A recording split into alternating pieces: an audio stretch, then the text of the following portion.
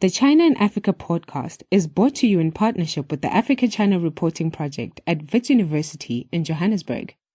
The ACRP promotes balanced, considered reporting on Africa-China relations through innovative training programs held throughout the year. More information at africachinareporting.co.za. Hello and welcome to another edition of the China in Africa podcast. I'm Eric Olander. Before we get to our conversation today with April Zhu, quick notice about our new website, ChinaAfricaProject.com. We also have started our brand new daily email newsletter subscription.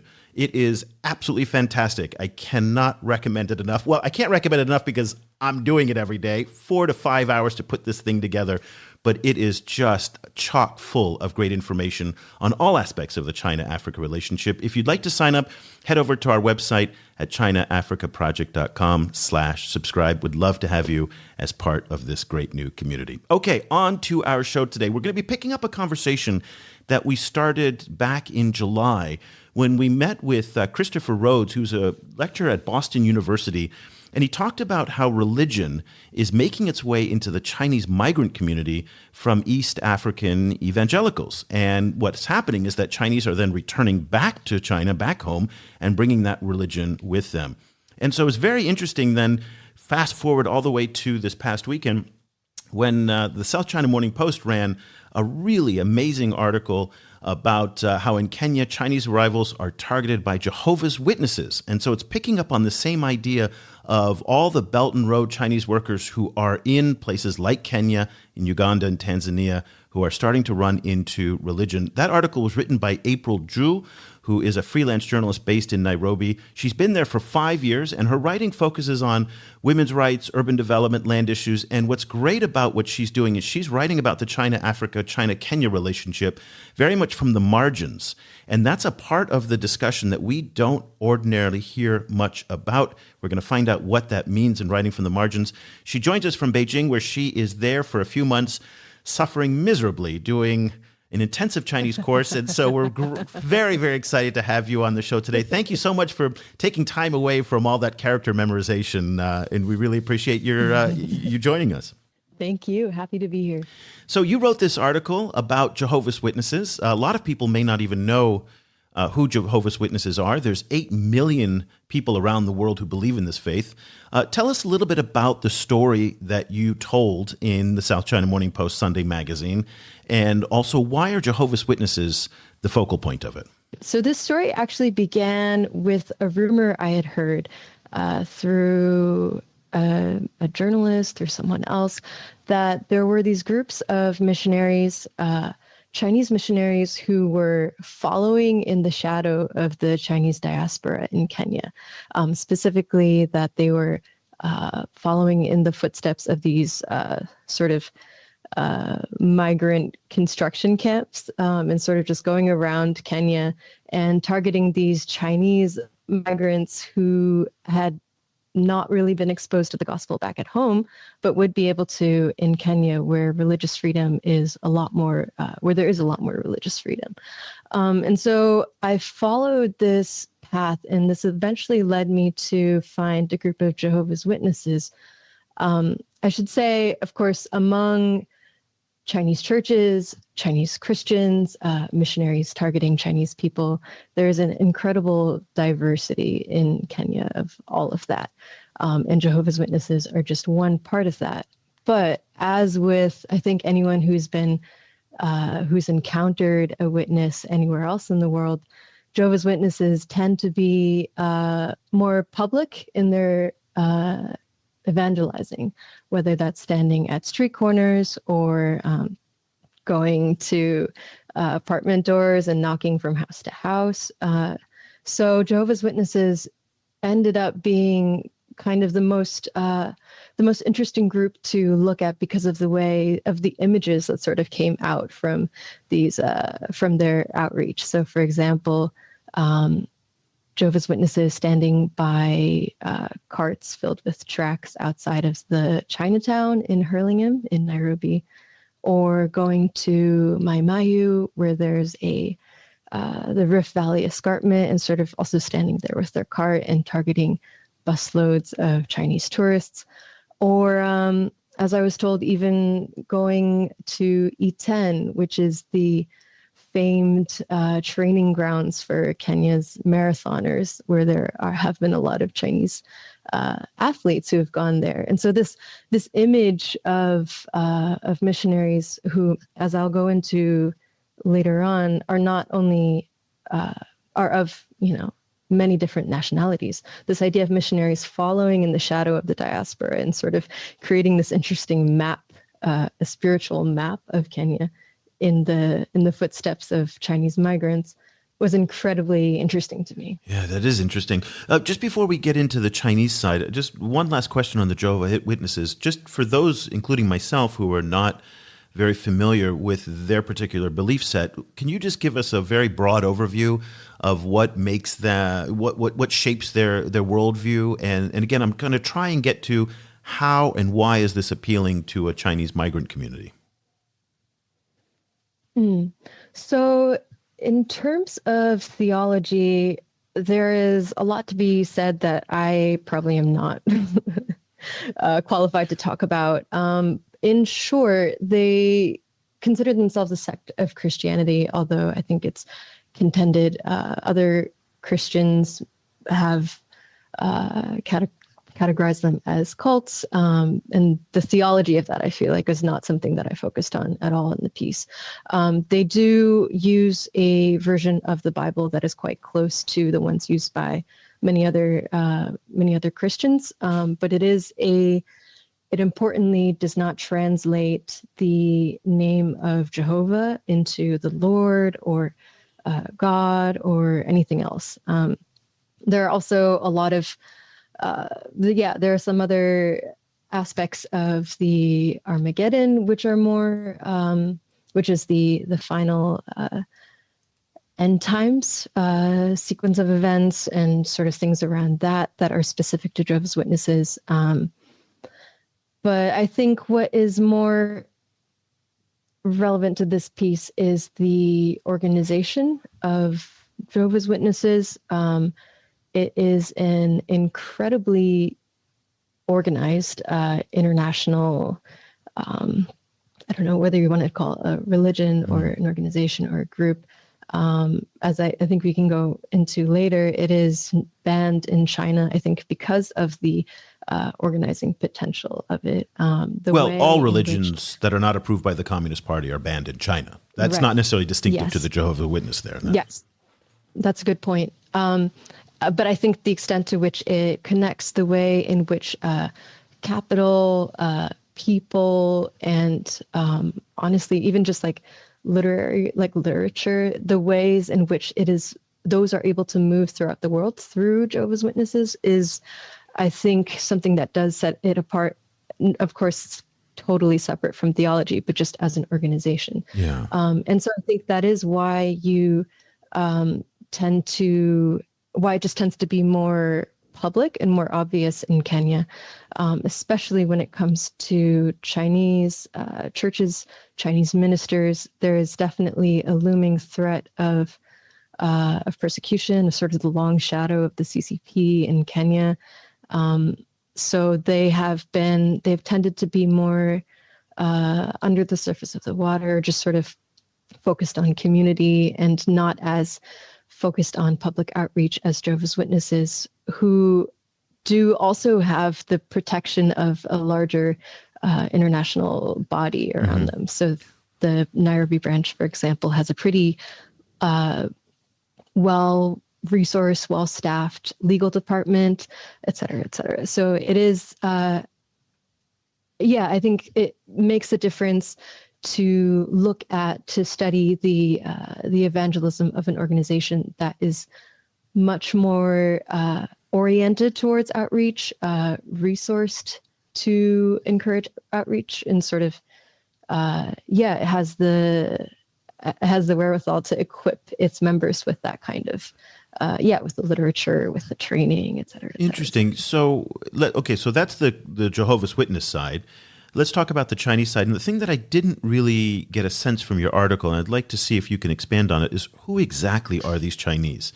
that are there. So because you talked about Chinese migrant workers, and are these the bottom of the pyramid workers? Are they, because most of those, I would assume those people live in dormitories on construction sites and whatnot, and so don't have a lot of opportunities to interact with local people, whoever they are. So can you tell us a little bit more about the profile of the Chinese community that was interacting with the evangelical Jehovah's Witnesses? Absolutely. And that's a really good question, because I think there is this tendency to, when we think about Chinese migrants in Africa, automate to those, construction workers.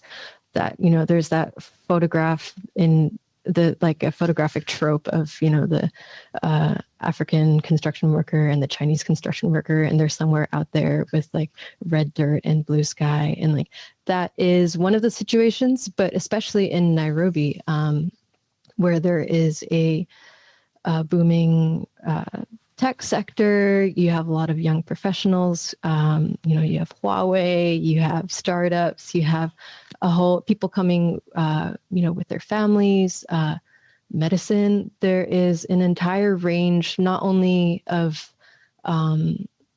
regionally diverse people, but especially by class. And so the differences in situations are going to be very significant depending on whether you're talking about a person like Anne, the individual that I opened the story with. She's a young professional who sort of in and out of Nairobi, but moved there permanently. And the way that she was reached out to by witnesses was kind of the way that any suburbanite in America recognizes, which is that you get a ring on the doorbell and then you open the door and you see two, neatly dressed people outside. And it's going to be completely different than, the situation of another witness that I mentioned, Charles Otieno, who lives in Kariobangi, a lower income part of Nairobi on the east side. And he literally goes up to the gate of a Chinese hydro plant and starts sharing the gospel with workers there who are obviously like, working class people. And so it's important to keep in mind the diversity of experiences, and to, I think, to lean into the complicatedness of it all. Yeah, Charles is interesting. You brought him up, and I found him to be a fascinating character in your story. Charles Otieno is one of the evangelicals, as you said, going up to the fence and talking to Chinese workers. He speaks fluent Mandarin. And it's interesting that this is another offshoot of the China-Africa relationship we don't really hear about, which is we always hear about young Africans learning Mandarin because they want to get jobs either with a Chinese state-owned enterprise or with a company or with Huawei or something like that. And we don't think that there are religious or cultural reasons to employ Mandarin. And so tell us a little bit about Charles and what his background was and what you know about him.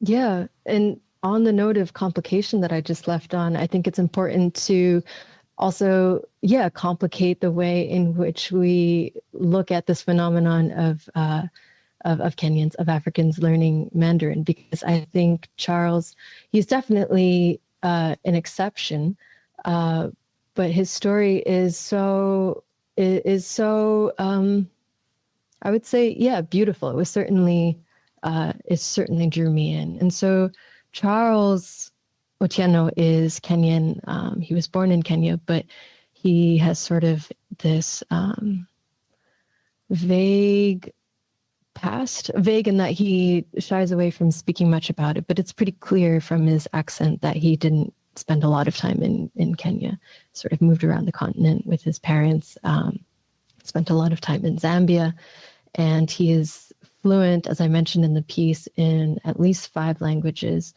but he sort of doesn't really, you get the sense that he doesn't really feel at home in any of them, and he sort of just, you can hear traces of other languages in everyone that he speaks, but he speaks Mandarin and he speaks it well.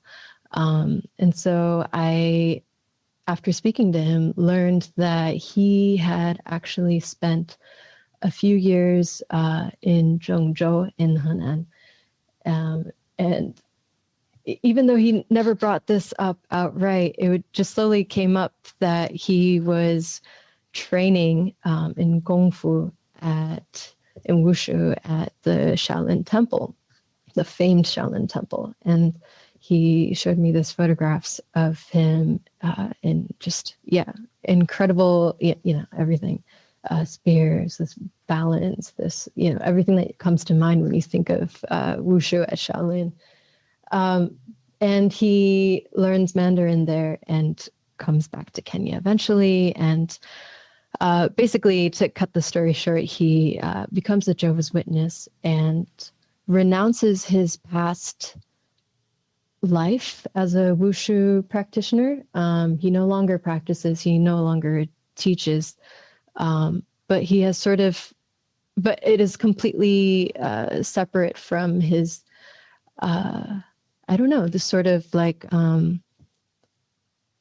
longing and loving way in which he still thinks about China and about the Chinese language. I asked him how he learned Mandarin, and actually he reads only in traditional characters, which is incredibly difficult already. But he told me that he had never taken a single formal lesson in his life. He goes through the Bible in Chinese. He goes through Watchtower, this Jehovah's Witnesses, the umbrella organization. He goes over the literature in Chinese and just goes character by character and looks up anyone that he doesn't know. And so, I mean, that's incredible. I mean, just that by itself is absolutely incredible. It is, yeah. And it is not motivated as, like you mentioned, by any kind of economic gain. He is a pioneer, which means that he dedicates at least 70 hours a month to preaching, to outreach in some form or another. And this is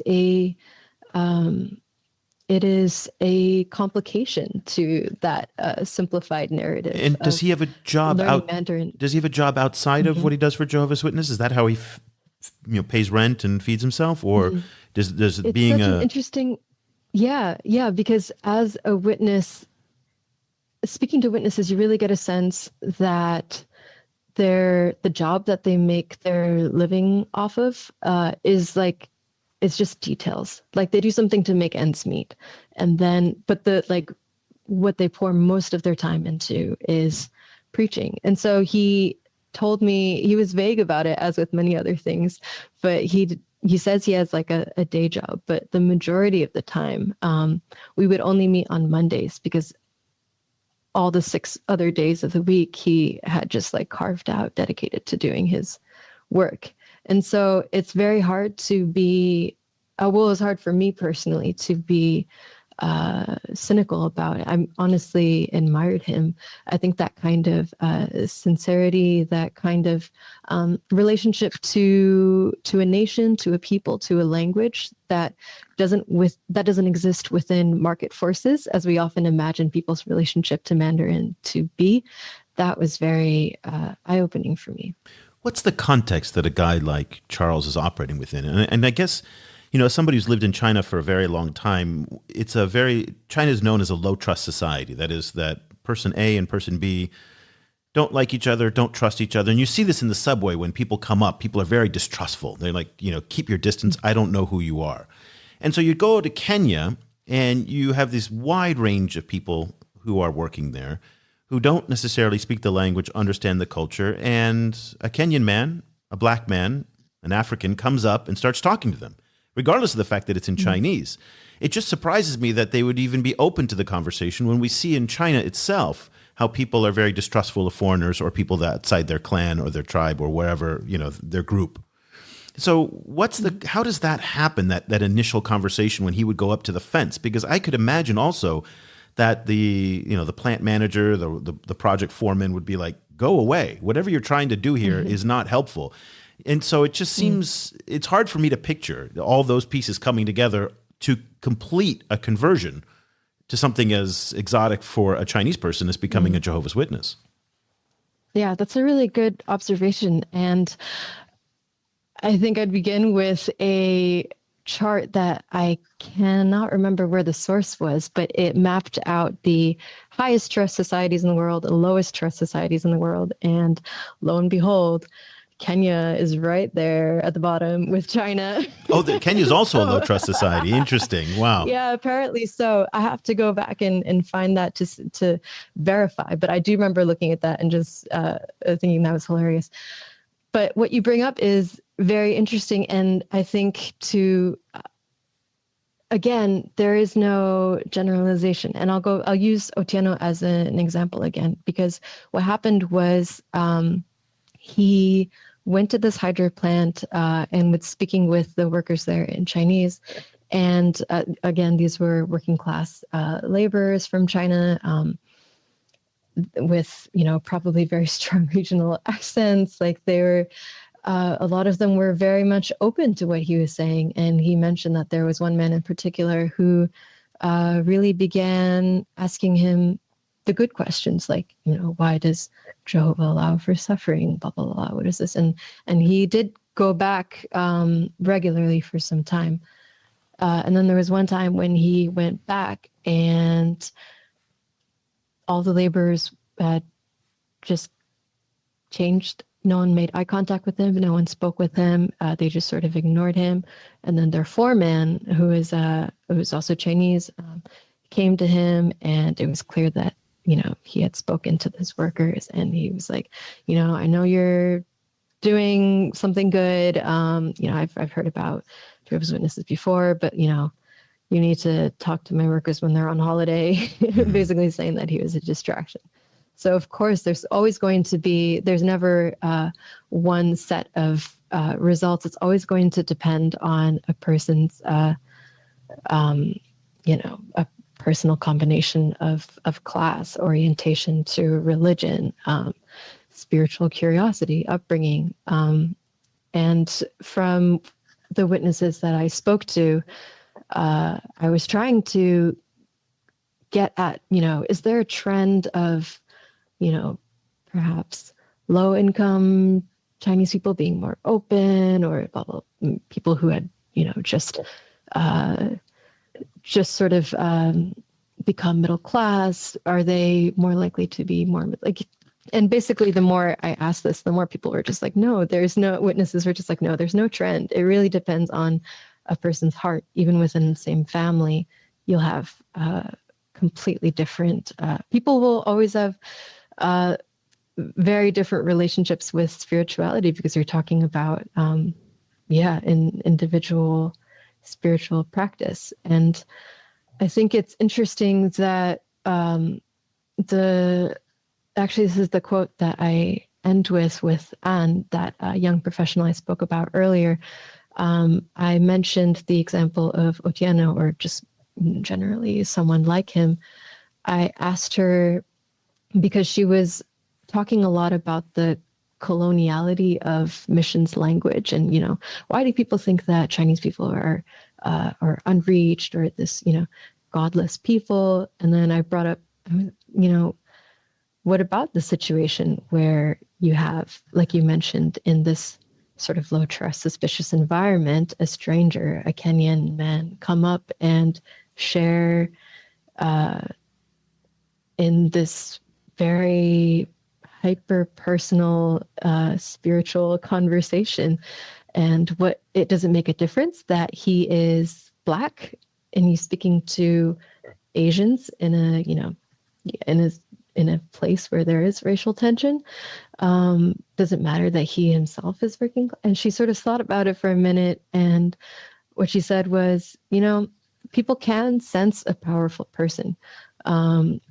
She goes on and says, a Kenyan missionary, like Otieno, he's willing to be rejected. He's even willing to be harmed by the people he's trying to save. And so from her perspective, she says that spirit, that power is what a lot of Chinese people lack. Let's stay with the Chinese side of the equation a little bit longer. And I want to go back to the conversation that I had with Christopher Rhodes. And if you haven't listened to that podcast, it was on July 31st, and it was absolutely fascinating. One of the things that Christopher mentioned was the fact that how receptive a lot of the Chinese in places like East Africa were to religion, in part because they come to Africa with a certain set of expectations, and they find that it's lonely, they're isolated, they're very far away from family, the work is very, very hard, we oftentimes overlook the humanity of the people who are there. And so they're in this kind of foreign culture, and anybody who's lived in a foreign culture at whatever level, it's alienating, and your instincts don't work anymore because it's hard to move, especially if you don't speak the language and this is the first time you're overseas, which many of these workers have never ventured beyond their province, much less to another continent, in different languages and cultures and different races and things like that. So all of a sudden religion comes into this and people are very susceptible to it.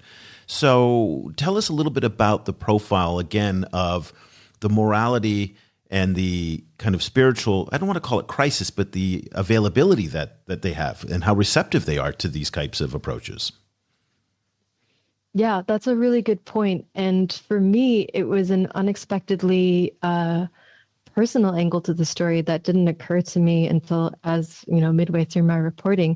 But that is exactly what happened to my parents when they immigrated to the US. They immigrated from, they were in Beijing, and then they moved to West Virginia. And when they got there as PhD students, they were reached out to by Christians there and became Christian and have since then been attending regularly, mostly throughout my childhood, Chinese Bible churches. And so as I was reporting this, I was thinking very much deeply about the idea of immigrant churches and what it means for someone who is far from home to find open arms. Yes, in a context of a new religion, but just open arms from people who speak the same language as them and who come from the same place as them and who walked their path, years before. I think so it's less important for me whether or not for example, a Chinese migrant in Nairobi actually is truly embracing the religion, or if they're just trying to find, trying to find, a social outlet, a community, or a place to find people like them. Yeah. Or even networking. I think for Christians, that is an issue, or that's something they need to think about. But for me, it was interesting enough to think about the fact that all around, this is a universal thing. It's not just about Kenya. It's not just about Chinese people in Africa. It is a universal tendency, a longing. So in your story, you did not use the real names of the Chinese people that you spoke to for their security. And in part because they're in Kenya today, but one day they're going to go back to China, some of them, and they're going to bring this new religion with them. And as we talked about at the top of the program, Jehovah's Witness in particular may be a religion that the Communist Party doesn't like, even if they don't like religion in general. But did you talk to them about the complexity that they are going to encounter when they come back to China with this belief set and how risky it might be? Did that ever come into your discussions with some of the Chinese? Yeah, that was constantly relevant. The witnesses that I spoke to talked about their Nairobi Chinese congregation, the Chinese language congregation in the Jehovah's Witnesses in Kenya, as this sort of airport terminal, because most of the Chinese migrants are just that. They're migrants, not immigrants. They don't stay in Kenya. They come, they are exposed to the Bible. Some become saved, or as Jehovah's Witnesses call it, coming into the truth.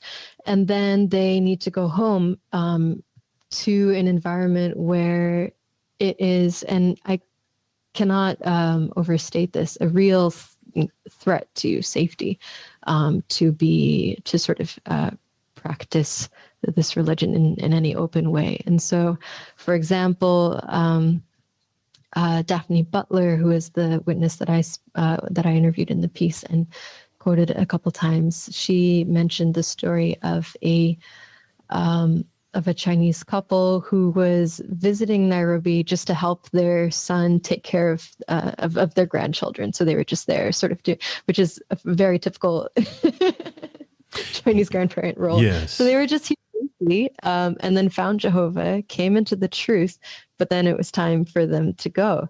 And so it's this very tenuous thing where they had to, where the witnesses from Nairobi basically were just trying very hard to make sure they had a good spiritual foundation, make sure that they had, the resources they need. They were able to connect them with other witnesses in China, but that in itself is also a very tenuous process, because in order to protect the safety of the witnesses there, you want to make sure that the person, going back to China is a serious witness, and not someone who will end up just endangering the safety of other witnesses there. Oftentimes, perhaps, Bible studies need to be done over the phone in China. But even that is risky. You don't have security on the phone in China either. I mean, that is, if anybody thinks there's any kind of, and it makes me wonder if people on the outside fully understand what's at stake here. Because, and I'm just not sure that they do.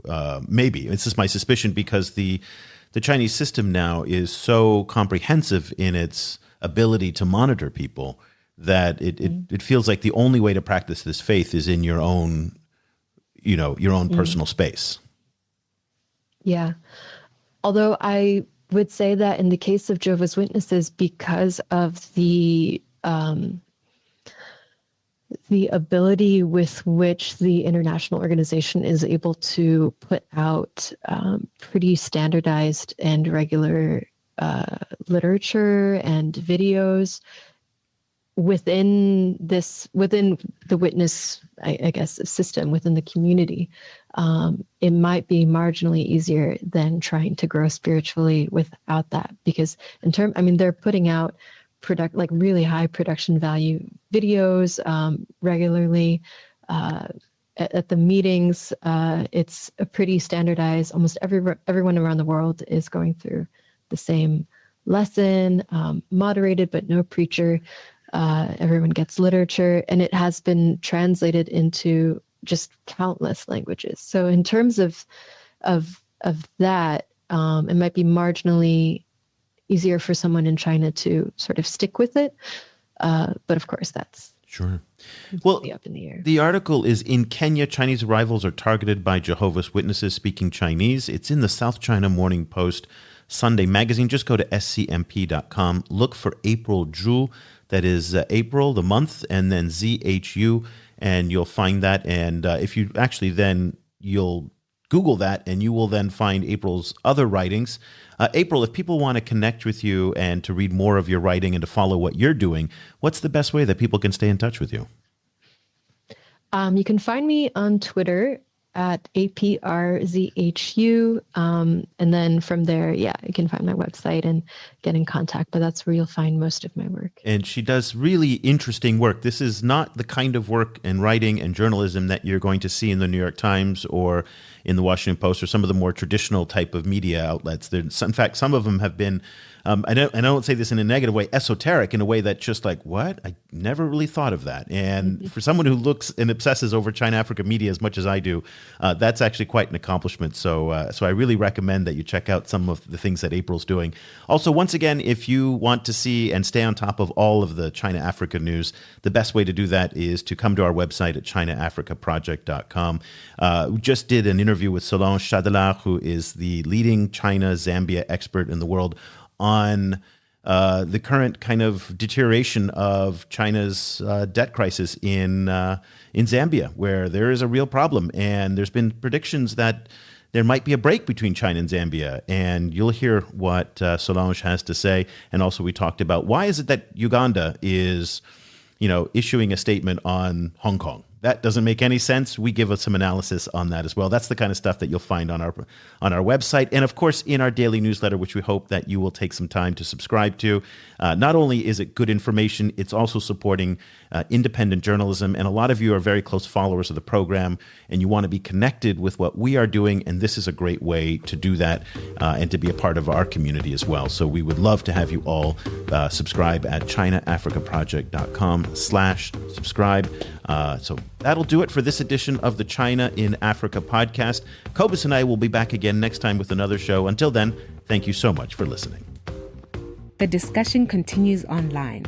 Head over to facebook.com/China Africa Project to share your thoughts on today's show. The guys are also on Twitter, where you can find Kobus at Stadinsky or Eric at eOlander. And be sure to sign up for the weekly China in Africa email newsletter by going to www.chinaafricaproject.com.